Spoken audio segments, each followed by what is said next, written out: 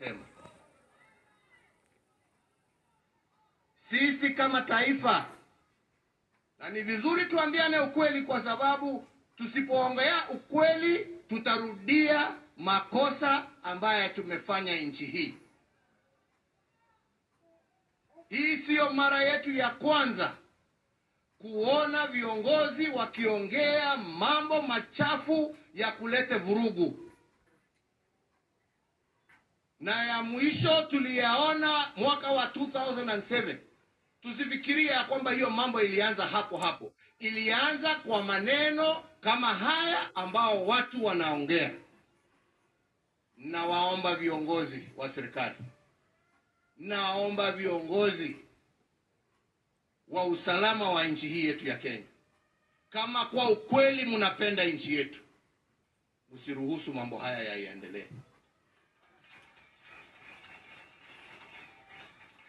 Mukitaka wema na amani ya nchi, viongozi wauze sera.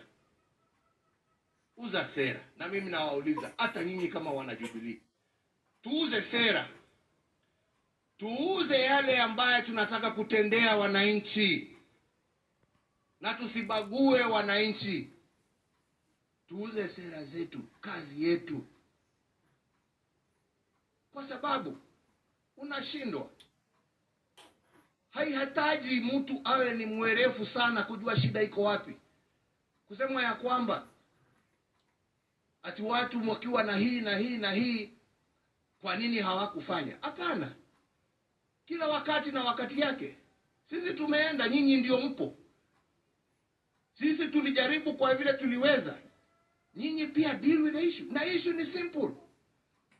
Wenzangu, issue ni simple.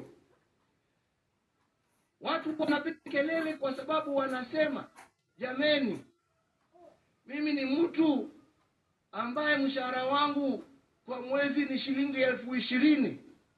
Hiyo 20,800 inaenda kwa petroli peke yake, kwa matatu kuenda na kurudi nyumbani. 12,000 inaenda kwa nyumba ambaye nimekodesha. Nimebaki na 2,000 ya kulisha watoto wangu na kuwapeleka shule. Hiyo ndio shida. Ongeleza shida, hapana ongea mambo ya kabila na ya nini. Kama ni namna gani wenzangu? Na kama unataka tusaidiane kutatua hiyo shida, semeni, tutatue hiyo. Lakini kwenda kuweka shida ati uweke ati ni kwa sababu ya huyu, ni kwa sababu ya huyu. Na jameni, hakuna mtu ambaye haoni shida iko wapi. Si tuiweke kwa meza tuitatue. Kama kweli sisi ni Wakenya na tunapenda nchi yetu, kwenda kutugawanya huko, shida ni kwa sababu ya yule. How does that help move this country forward? Inatusaidia kweli jameni? Netrata ileka. Jameni, tujue shida zetu ni shida za taifa, na zinatuhitaji sisi wote tutatue. Jameni, Wakenya hawatakula maneno wakiwa na njaa, wataka chakula. Mtoto hatasomeshwa na maneno, niturekebishe maneno ya mashule.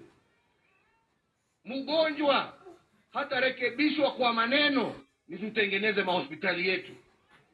Barabara hazijengi na maneno, nitujenge barabara. Na mambo yale mengine ambayo inahusu Wakenya.